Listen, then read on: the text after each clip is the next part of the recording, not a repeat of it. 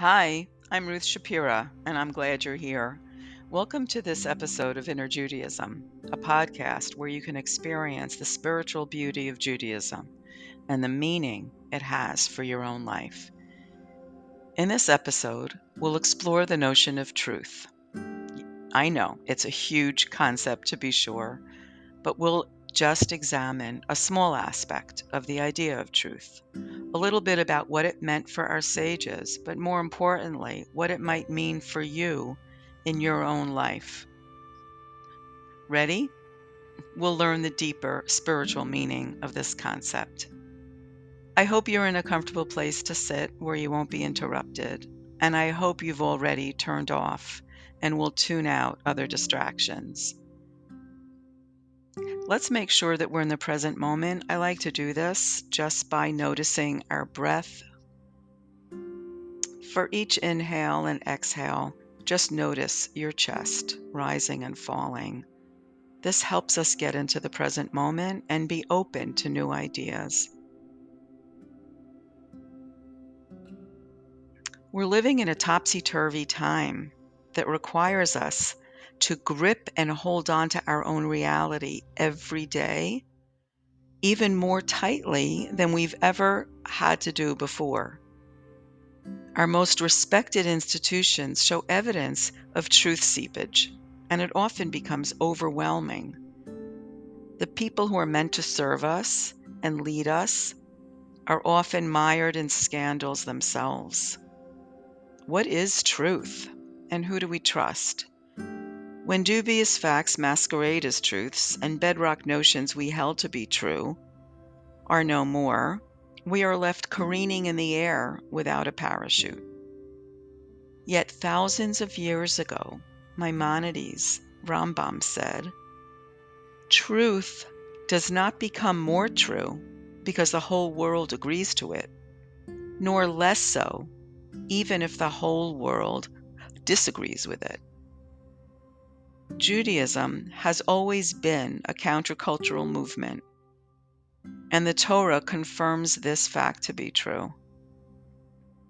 To generalize, we began as a journeying people, ever on the move, away from the cultures that either abhorred communal values or usurped them entirely in favor of the needs and wants of the few. We set out on a different path. The value put in truth is built into the Torah regarding our relationship with ourselves, with others, and God. In the very first chapter of Pirkei Avot, Foundational Ethics, we learn that the world stands on three foundations: on justice, on truth, and on peace. In Shemot, Exodus, we're instructed to keep far from a false matter and from those who trade in that coinage. Why is the instruction here to keep our distance? Why not just say, hey, don't deal in falsehood, don't lie? The deeper understanding here is that falsehood is so dangerous and it's nearly impossible to stand up to it alone. In Bereshit, Genesis, a close read of the text shows the incredible deception involved just in two actors between Eve and the serpent. It's a tangled conversation that deals in half-truths and outright lies. And we ultimately learn that we are accountable for our errors in judgment. Rabbi Eliyahu Dessler, in Strive for Truth, says, "Even after the desires of one's heart have persuaded one to accept the false way as true, one still knows in their heart of hearts that the true path is truer than the other one." Every human being thus has the faculty of determining in their own heart where the real truth lies. And some of us may actually have felt this when we were reading the Genesis story, saying, Eve, come on, you know that the serpent is a trickster. Come on, deal with your own truth. The Torah offers us many more examples, as does our wisdom literature, of the importance of truth and the consequences when truth is up for grabs. Truth, as we said earlier, is considered a foundational aspect of the world, and we learn this from the very word for truth. In Hebrew, the word for truth, emet, is symbolically spelled with the letters Aleph, Mem, and Tav. And the letters represent the beginning, middle, and end of the Hebrew alphabet. Aleph is the beginning, Mem is the letter in the middle, and Tav is the letter at the end. Emet, in other words, is all there is, but we can learn something even more. Our rabbinic sages called Emet the seal of the Blessed Holy One. The seal, like the very nature of the Blessed Holy One. So if we take away an aspect of godliness from the concept of truth, Emet, so if we take away the Aleph, right, which is a representation of God, we're left with the word met, meaning death. So what can we learn here? We learn the truth. The very message that it's giving us is that truth does not exist in a moral vacuum. However, sometimes we need to trust our inner sense of things.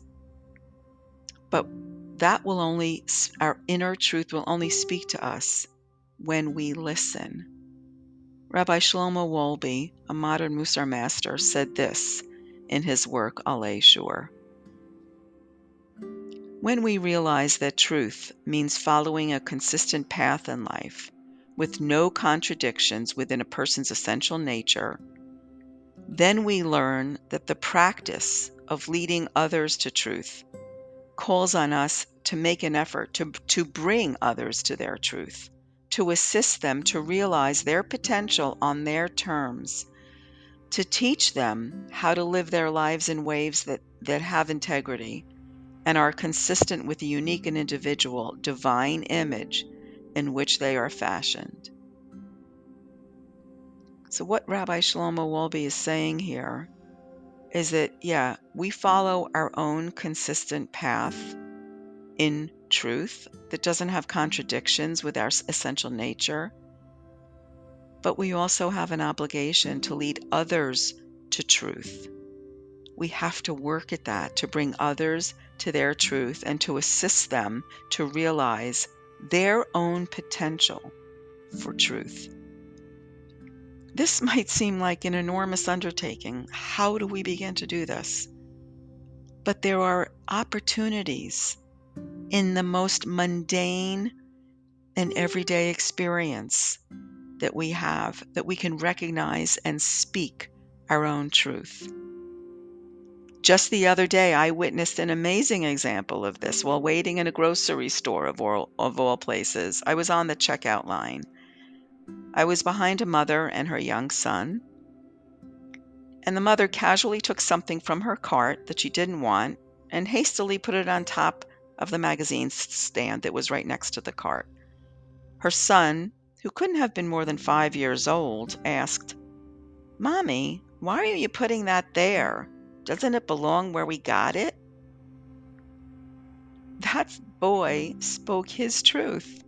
From his little experience, he learned things like that. Things belong where they should go. To him, it was a simple truth. So she thought a moment, and then she said, "Okay, I'll put it back," quickly asking me if I could keep an eye on her son. That's just a small little incident, and I don't know if it had long-lasting ripple effects for her or even for her son. But as you can see, it did for me. I didn't know this boy, and yet I was so proud of what he did. At such a young age, he stood up for what he knew to be right. He spoke his truth. Truth is like a prism. It has many facets and nuances. And context, timing, and outcomes have to be considered when we talk about a huge concept like truth. But from a Musar and spiritual perspective, living in truth means living a life of integrity. But not only that, encouraging others, as Rabbi Wolbe said, to do the same. But how do we trust ourselves enough to know the truth and do the right thing? It's complicated. First, we need to listen to our own voice, as Rabbi Dessler said. We need to study wisdom literature. We need to learn and live the values that the Torah guides us toward. It's within us. Torah just brings it out. Thank you for listening and for engaging in the spiritual path of engagement with the deeper meaning Judaism has for you. I also hope that you will continue to live your life in truth. Please subscribe and follow this podcast and give me any comments that you'd like. I hope you'll also share this so more people might be inspired. Wishing you a glorious day and the ability to make this day better than yesterday.